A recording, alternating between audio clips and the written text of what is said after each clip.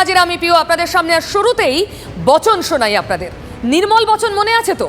তাতে কিন্তু শেষ হয়নি। এবার বিশ্ব দর্শন। রানী রাসমণির সঙ্গে মমতা বন্দ্যোপাধ্যায়ের তুলনা করে বসলেন বাগদার বিধায়ক বিশ্বজিৎ দাস। কি বললেন বিশ্বজিৎ, শোনাবো শুরুতেই। আগামী 100 বছরেও মানুষের মনের মণিকুঠায় মমতা বন্দ্যোপাধ্যায় থাকবে।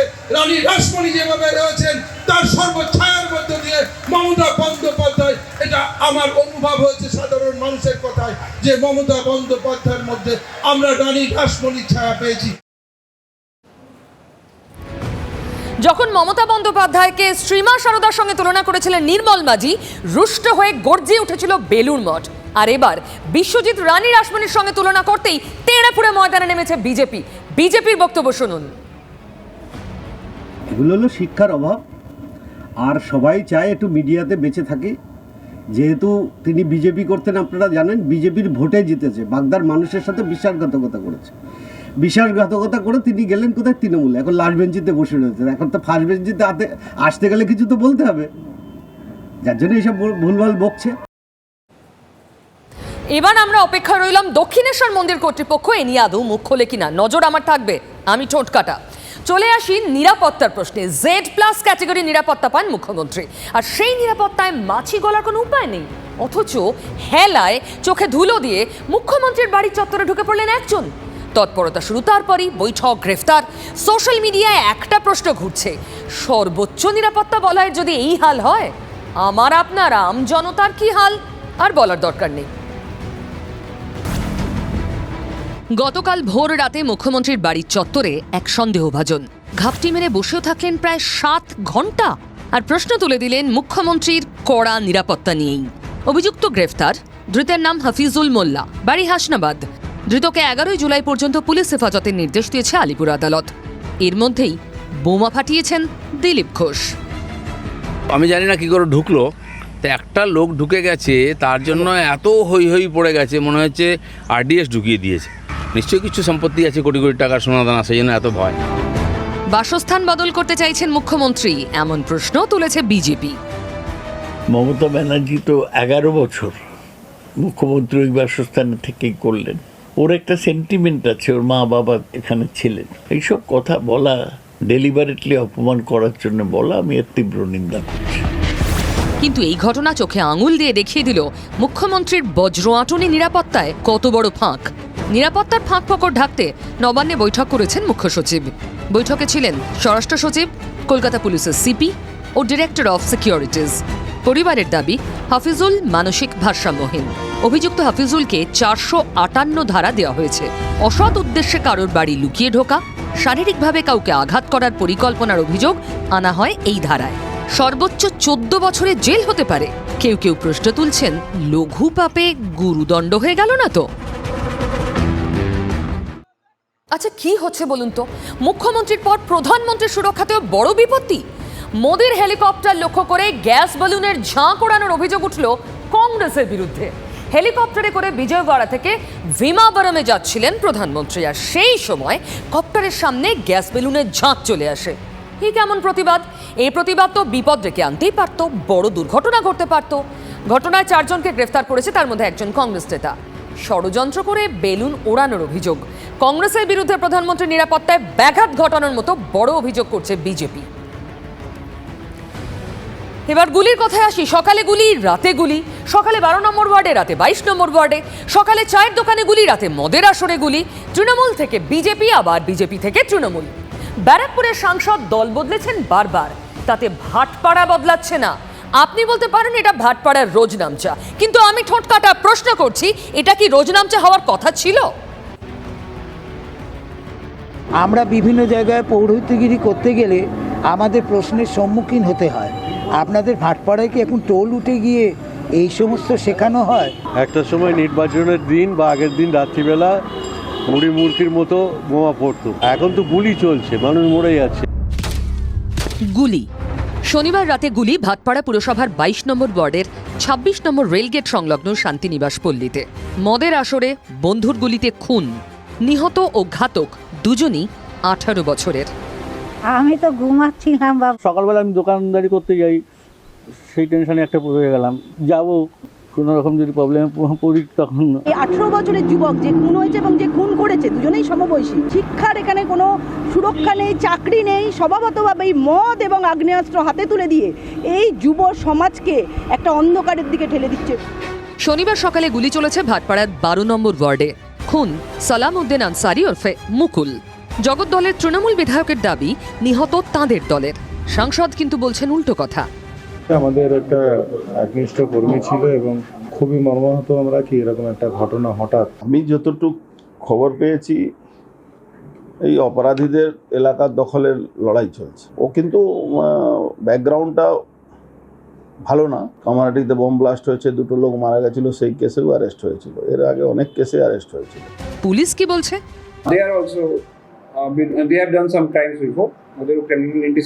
ভাটপাড়া পৌরসভায় প্রায় 2.5 থেকে 3 লাখ টাকা টেন্ডারও পেয়েছিল। অর্জুন তুললেন বিস্ফোরক অভিযোগ। আগেই ফাঁস হয়েছিল টেন্ডার। আমি জানি না কি করে ফ্লাশ হলো, এটা ফ্লাশ হওয়ার কথা না। আমি বললাম যে ব্যক্তি এই কথাটা প্রশ্ন আপনার কাছে তুলেছে টেন্ডার নিয়ে, তার এই বিষয়টা জানা উচিত যে এটা হচ্ছে টেন্ডার। অন্য দল, বিরোধী দল, তারা কিন্তু ভয়ের কারণ নয়, এখন হচ্ছে নিজেই নিজের ভয়ের কারণ হয়ে দাঁড়িয়েছে যে আমি আজকের পরে কালকে বেঁচে থাকবো কিনা। তাহলে এই জায়গায় চলে গেছে। এটা হচ্ছে গৃহযুদ্ধের পরিবেশ, আবহাওয়া। নিহত মুকুল তৃণমূল নাকি অপরাধী? বিধায়কের সঙ্গে সাংসদ আর পুলিশের কথা মিলছে না তো। সাংসদ বলছেন টেন্ডার ফাঁস হয়ে গেছে আগেই। বুঝুন কাণ্ড। সব তো তাহলে জলের মতো স্পষ্ট। এটা না হয় ভাটপাড়ার রাজনৈতিক সংস্কৃতির মধ্যে মিলেমিশে গেছে গুলি বোমা, কিন্তু গুলি বোমা তো আমাদেরও গা সওয়া হয়ে গেছে। রোজ কোথাও না কোথাও চলছে গুলি, কোথাও বোমা। বোমাবাজি তো হরদম, কিন্তু কেন? কোত্থেকে আসছে এত অস্ত্র, আর কেনই বা এত বোমা আর গুলি এ রাজ্যে? 2000 টাকা করে বন্দুক কিনে নিয়ে আসছে, আর একটা করে বন্দুক গুলি চালিয়ে দিয়ে খবরে হয়ে পালিয়ে যাচ্ছে। এটা ইদানিং হট করে বেড়েছে, কারণ বিহারে তোমরা জানো যে বন্দুক তৈরির কারখানা আছে। তুমি তো বুঝতেই পারবে না, ওপরে পালং শাক, নিচে বন্দুক। তৃণমূল কংগ্রেসের যে তোলাবাজির কারবার, সেই তোলাবাজির কারবার এই অস্ত্র ছাড়া তো আর কায়েম রাখা যাবে না। কেনই অবস্থা? কথায় বলে হাঁড়ির একটা ভাত টিপলেই বোঝা যায় ভাত সিদ্ধ হয়েছে কিনা। আসুন ভাটপাড়ার কথাই নাড়াচাড়া করে দেখা যাক। সমস্ত জায়গায় সারা বাংলায় তল্লাশি চালাও, যেখানে বোমা আছে, যেখানে যন্ত্রপাতি আছে, সব উদ্ধার করতে হবে। আগে যারা এখানে শাসন ক্ষমতায় আসার পরে তারা খালি হাতে যেতে সাহস করত, তারা সিকিউরিটি ছাড়া যেতে সাহস করত। এখন একজনও সিকিউরিটি ছাড়া যেতে সাহস করছে না। আর্মস প্রচুর সিজার হয়েছে লাস্ট 3 বছরে যা হয়েছে তার থেকে এই বছর প্রথম 6 মাসে ম্যাক্সিমাম আর্মস সিজ হয়েছে। এই বছর প্রথম 6 মাসে মোর দেন 200 সিজ হয়েছে। লুট করার রিসোর্স কমে যাচ্ছে আস্তে আস্তে, না কুকুরের সংখ্যা বেড়ে গেছে আর মাংসের টুকরো কমে যাচ্ছে। ফলে এক টুকরো মাংস ছিনিয়ে নিতে কুকুরদের মধ্যে যেমন মারামারি হয়, তৃণমূলের প্রমোটারদের মধ্যে মারামারি চলছে। মাল মশলা, গুলি, বারুদ এগুলো যথেচ্ছভাবে তৈরি হচ্ছে। ঠিক আছে, বাইরে থেকে আসছে, বিহার, মুঙ্গের, বিভিন্ন জায়গা থেকে। বিভিন্ন জায়গায় একসময় আমরা মুঙ্গেরকে ক্রিটিসাইজ করতাম যে সেখানে এই দেশি বন্দুক তৈরি হয়। এখন পশ্চিমবঙ্গের বিভিন্ন জায়গায় এই শিল্প চলছে। আমাদের এলাকাতেই কারখানা ধরা পড়েছে। নৈহাটিতে বোমার মজুত, এত কাণ্ড, কোনো কিছু হয়েছে, উড়ে গেল এলাকা, তছনছ হয়ে গেল। যেখানে পয়সা ইনকাম আছে সেখানেই লড়াইটা হচ্ছে। আর তাহলে কি ভগবানের নাম করতে বোমা বন্দুক নিচ্ছে ওরা? পুলিশ এখন পিওরলি 100% রাজনৈতিক কর্মী। পুলিশের ওপরওয়ালা শুধু পুলিশ নেই, এখন জানে যে আমার ওপরওয়ালা উনি। এখানে শাসকের আইন চলছে, আইনের শাসন নেই।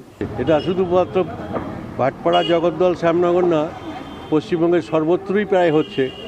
একটার পর একটা জায়গাতে হচ্ছে। সন্ত্রাসের পরিবেশটাকে কায়েম করলে রাজত্ব করতে সুবিধা হয় যাদের, তারা এটাই করছে। পুলিশ জানে সব।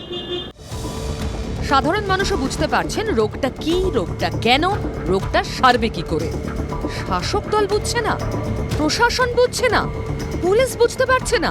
এটা সম্ভব? কেউ কোনো গুলি চলবে না, কোনো দুষ্কৃতি থাকবে না, তাহলে তো পুলিশই উঠে যাবে, তাহলে তো কোর্টই উঠে যাবে। ওরে বাবা, কি যুক্তি দিলেন রাজ্যের মন্ত্রী। বিচার করার দায়িত্ব আপনাদের উপর ছেড়ে দিলাম। আমি বরং বিজেপিতে কনসেন্ট্রেট করি, কারণ বাংলায় মহারাষ্ট্র মডেল নয়, বরং 26-এর ভোটে জিতে রাজ্যে ক্ষমতা দখল করবে বিজেপি। গতকাল জাতীয় কর্মসমিতির বৈঠকে মোদি শাহদের সামনে এই আশ্বাস দিয়ে এসেছেন শুভেন্দু অধিকারী। তবে কি হাওয়া গরম করতেই 24শে বিসর্জনের কথা বলছিলেন বিরোধী দলনেতা, নাকি ওপর মহলের মান্যতা না পেয়েই লাইন বদল করলেন? শুভেন্দুর বেঙ্গল লাইনকে অত গুরুত্ব দিতে নারাজ শাসক দল, উল্টে তৃণমূল খোঁচা দিচ্ছে। নিজেকে জাহির করতে অযথা আস্ফালন করছেন শুভেন্দু।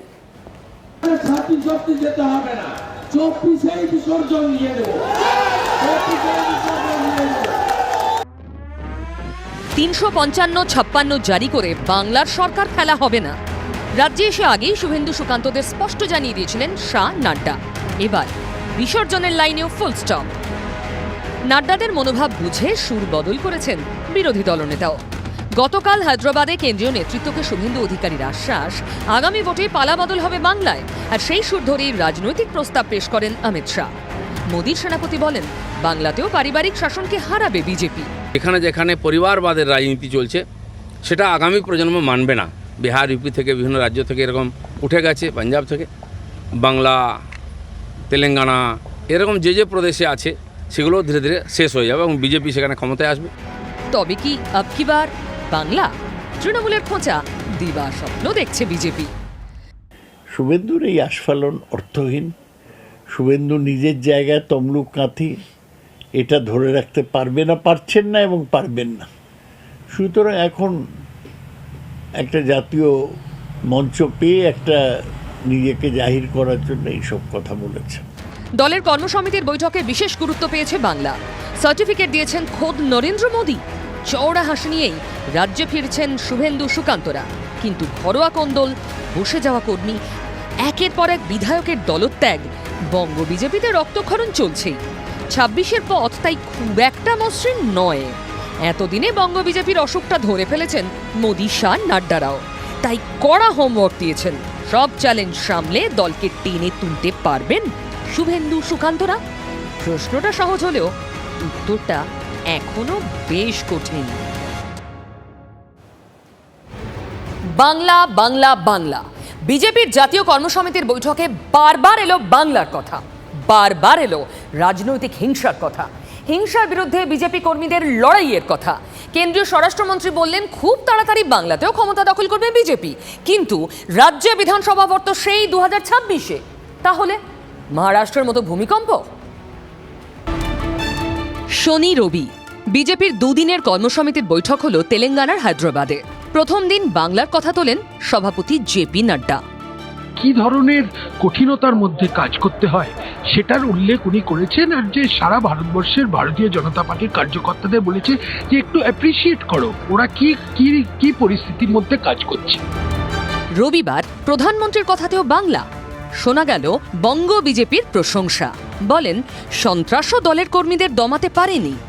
আমাদের কর্মীরা বাংলা, কেরালা, তেলেঙ্গানার মতো কঠিন পরিস্থিতির মধ্যেও এত অত্যাচার সহ্য করে ঝান্ডা উঁচু করে কাজ করছেন, এটা উনি বলেছেন। বিরোধীদের হাতে থাকা বিভিন্ন রাজ্য তাদের টার্গেট, এমনকি ওড়িশাও। কিন্তু বিশেষ নজর কাশ্মীর, কেরল, তেলেঙ্গানা আর বাংলায়।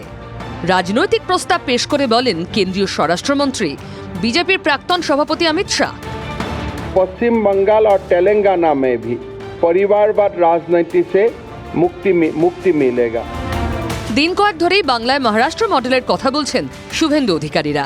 বলছেন 24-এই রাজ্য সরকার ফেলে দেওয়া হবে, বিসর্জন 24-এই। অমিত শাহের কথায় কি তারই ইঙ্গিত?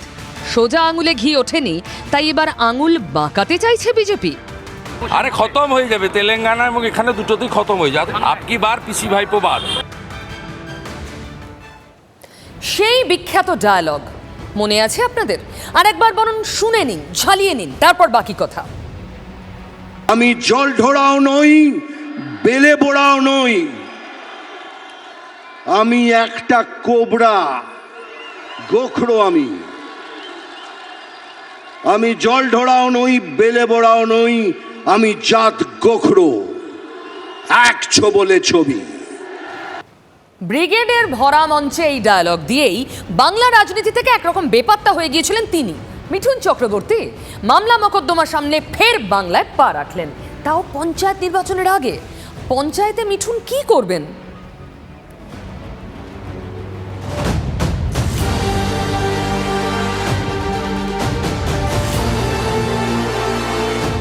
গাঁগঞ্জে ঘুরে বেড়াবেন মিঠুন। তাতে কি বিজেপির ভোট বাড়বে? ছোট্ট একটা পরিসংখ্যান নিলেই স্পষ্ট হবে ছবিটা। বাংলায় পুরসভাহীন সম্পূর্ণ গ্রামীণ পঞ্চায়েত এলাকায় 163 আসন। 163-র মধ্যে মাত্র 2 আসন বিজেপি দখল করতে পারে 2021-এ। দ্বিতীয় স্থানেও বিজেপি ছাপ ফেলতে ব্যর্থ।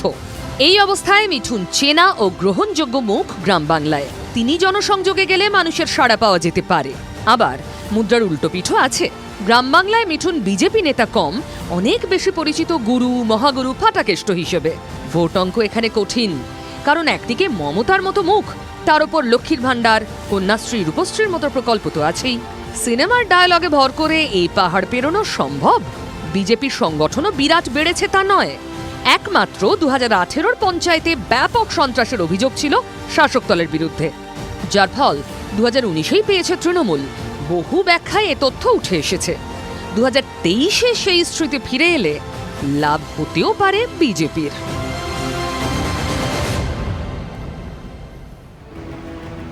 একদিকে যখন হই হই করে পাস মার্ক পাচ্ছেন শিন্ডে, তখন পাওয়ার প্যাক্ট ভবিষ্যৎবাণী কি জানেন? শিন্ডে সরকার বড়জোর 6 মাস টিকবে। বিধানসভায় বিরোধী দলনেতা হলেন শরদের ভাইপো অজিত পাওয়ার। আস্থা ভোটে জিতলেন শিন্ডে। সরকারের পর এবার দলও হাতছাড়া হওয়া উপক্রম কি উদ্ধব ঠাকরের? তাঁদেরই হয়তো দল থেকে তাড়িয়ে শিবসেনার দখল নেবেন শিন্ডে। মুখ্যমন্ত্রীর কুর্সিতে বসেছেন আগেই। সোমবার শক্তি পরীক্ষায় স্টার মার্কস পেয়ে পাশও করলেন। মহারাষ্ট্র শুরু হলো শিন্ডে রাজ। জয়ের জন্য দরকার ছিল 144, শিন্ডে শিবির থামল 164-তে। আস্থা ভোটের পর আরও চওড়া হলো মুখ্যমন্ত্রীর হাসি। মহারাষ্ট্র বিধানসভায় মোট আসন 288, ম্যাজিক ফিগার 144। শিন্ডে সরকারের পক্ষে ভোট 164, সরকারের বিরুদ্ধে ভোট 99। রবিবার স্পিকার নির্বাচনে শিন্ডে শিবিরের বিরুদ্ধে ভোট পড়েছিল 107। আস্থা ভোটে তা আরও কমে হলো 99। ঠাকরে শিবিরের অন্তত 3 বিধায়ক শিন্ডে শিবিরে যোগ দেন। কংগ্রেসের 3 বিধায়ক আসেননি। আস্থা ভোট থেকে বিরত ছিলেন প্রাক্তন মুখ্যমন্ত্রী অশোক চৌহান। মহারাষ্ট্র কংগ্রেসের শীর্ষ নেতা বিজয় ওয়াদেত্তিভারও ভোট দেননি। সমাজবাদীর 2 ও এমআইএম-এর 1 বিধায়ক ভোট দেননি। আস্থা ভোটের পর উদ্ধব শিবিরে মাত্র 16। শিন্ডের বিরুদ্ধে ভোট দিয়ে বিপাকে পড়তে পারেন উদ্ধব ও তাঁর ছেলে আদিত্য। কারণ শিন্ডের পক্ষে ভোট দিতে হুইপ জারি করেছেন নতুন মুখ্য সচেতক ভরত গোগাভালে। সরকার গেছে, এবার না শিবসেনার দখলে চলে যায় উদ্ধবের হাত থেকে।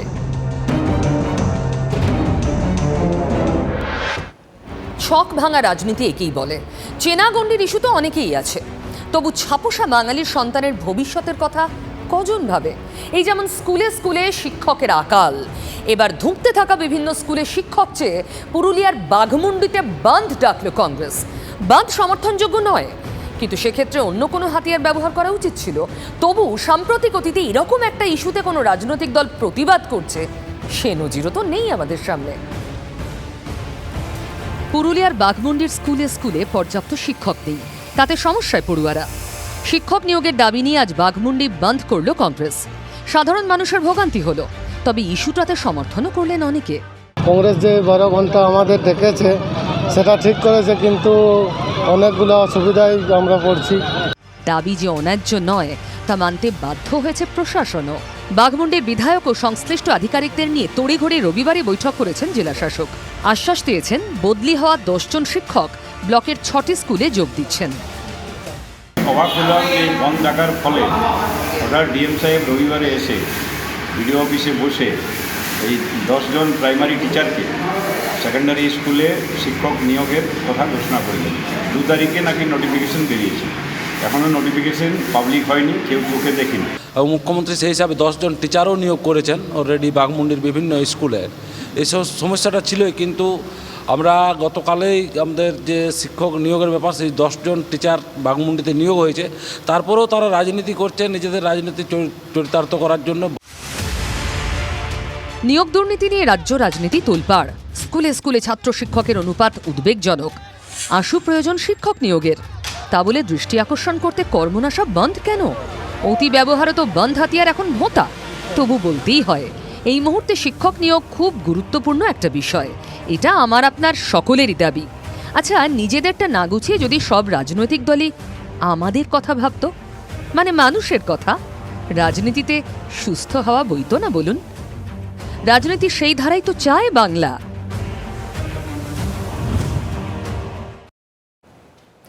যখন শিক্ষা, স্কুল, শিক্ষক নিয়ে কথা বলছি তখন তার কথা না বললেই নয়, বিশেষ করে আজকের দিনে। আগের গল্পের নোটে গাছটা তো মুড়িয়েছিল আগেই। গত 24শে জুন আদালতে, আর সেদিন বিচারপতি অভিজিৎ গঙ্গোপাধ্যায় নির্দেশ দিয়েছিলেন পরেশ কন্যা অঙ্কিতা অধিকারীর স্কুলেই শিক্ষিকার চাকরি দিতে হবে ববিতা সরকারকে। 4 বছরের লড়াইয়ের পর হাতের মুঠোর স্বপ্ন, শুরু নতুন অধ্যায় আজই। মেখলিগঞ্জের স্কুলে রাষ্ট্রবিজ্ঞানের শিক্ষিকার পদে যোগ দিলেন ববিতা। লড়াইয়ের একটা বৃত্ত যেন আজ সম্পূর্ণ হলো। দাঁতে দাঁত চেপে লড়াই, ধর্ণা, আন্দোলন, আইন, আদালত, 4 বছর। সে কঠিন লড়াই জিতেই অবশেষে স্বপ্ন পূরণ। আজ মেখলিগঞ্জের ইন্দিরা গার্লস হাই স্কুলে শিক্ষিকার পদে যোগ দিলেন ববিতা সরকার। খুব খুশি এবং আমি কৃতজ্ঞ আমার পরিবার এতদিন লড়েছে তাদের কাছে আমি সারাদিন বিচারপতি মহাশয়ের কাছে অশেষ ধন্যবাদ জানাচ্ছি এবং আমার যে লয়ার তাকেও ধন্যবাদ জানাচ্ছি। গত 20শে মে হাইকোর্টের রায়ে চাকরি থেকে বরখাস্ত হন অঙ্কিতা অধিকারী। আজ অঙ্কিতার স্কুলেই রাষ্ট্রবিজ্ঞানের শিক্ষিকা ববিতা। পরেশ অধিকারীর খাস তালুক মেখলিগঞ্জেরই স্কুল। একটু কি ভয় করছে ববিতার? আমি আমার যেটা আমার প্রাপ্য চাকরি ছিল সেটার থেকে এতদিন বঞ্চিত ছিলাম এবং সেই রায় অনুযায়ী আমি চাকরি পেয়েছি এবং জয়েন করতে চলেছি। আমি কাউকে চ্যালেঞ্জ করে চাকরিটা পাচ্ছি না, সেহেতু আমার কোনো ভয় মনে কাজ করছে না। শিলিগুড়ি থেকে মেখলিগঞ্জ প্রায় 88 কিলোমিটার। প্রতিদিন বাড়ি থেকে যাতায়াত সম্ভব নয়। স্কুলের আশপাশেই কোথাও বাড়ি ভাড়া নেবেন। অত ছোটখাটো বিষয় এখন আর ভাবাচ্ছে না ববিতাকে। আসলে লড়াইয়ের লম্বা পথে জয় তো অনায়াস ছিল না। তিনি জানেন সেই পথ ধরেই এখনো অনেক দূর যাওয়া বাকি। কোনো ফুল বা মালা দেওয়া হলো না, কোনো বিশাল শোক মিছিল হলো না, আড়ম্বরের কোনো বালাই নেই। জীবনের শেষ পর্বেও অনন্য তরুণ মজুমদার।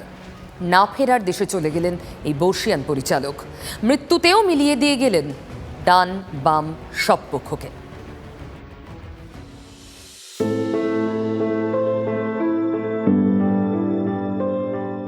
তরুণ মজুমদার নেই। সোমবার সকাল বয়ে নিয়ে আসে দুঃসংবাদ, একটি যুগের অবসান বাংলা সিনেমায়। আজকের দিন আবার এটাই মনে হচ্ছে আমি দ্বিতীয়বার বাবা হারালাম। সব সময় উনি বলতেন যে আমার 3 কন্যা, মৌসুমী, মহুয়া, দেবশ্রী। বালিকা বধূ, শ্রীমান পৃথ্বীরাজ, দাদার কীর্তি, গণদেবতা, পথভোলা, চাঁদের বাড়ি, আলো। তার কীর্তি গুণে শেষ করা সম্ভবই নয়। 4 বার জাতীয় চলচ্চিত্র পুরস্কার থেকে পদ্মশ্রী সহ নানা সম্মান, তালিকা দীর্ঘ। বালিকা বধূ আমি নিজে 18 বার দেখেছি। একটা গ্রেট মিস, আমাদের জন্য বিরাট ক্ষতি। যারা কাজ করেছেন তারা ভাগ্যবান, আমার সেই ভাগ্যটা হয়নি। আমরা সত্যজিৎ রায়, মৃণাল সেন, ঋত্বিক ঘটকের কথা বলি, কিন্তু তপন সিনহা, তরুণ মজুমদারের নাম আমি তো একই সাথে একই জায়গায় রাখি। তাঁর ইচ্ছে অনুযায়ী মরণোত্তর দেহ দান করা হয়। শোক প্রকাশ করেছেন মুখ্যমন্ত্রী, প্রাক্তন মুখ্যমন্ত্রী এবং বিশিষ্টরা। তনুবাবুরই শেষ ইচ্ছে অনুযায়ী ওনাকে কোনো ফুল বা মালা দিতে উনি বারণ করেছিলেন। তার ভালোবাসার বাড়ি থেকেই তো কত তারকার জন্ম। বাংলা সিনেমায় এক অনন্য ঘরানা তৈরি করেছিলেন তিনি। উনি ছিলেন একটা ইনস্টিটিউশন। ওনার কীর্তিতে, ওনার সৃষ্টিতে, ওনার মননে আমরা সমৃদ্ধ। জন্মিলে মরিতে হবে, এটাই নিয়ম। স্রষ্টার পরিচয় তাঁর সৃষ্টিতে, আর সেখানেই অমর তিনি। শ্রদ্ধার্ঘ তার প্রতি এভাবেই শেষ করবো আজকের ঠোঁটকাটা। কিন্তু প্রশ্ন তো মনে জমে থাকে। আবার আগামীকাল রাত 8টায় নিয়ে আসবো সেই সব প্রশ্নের সঙ্গে। থাকুন TV9 বাংলা।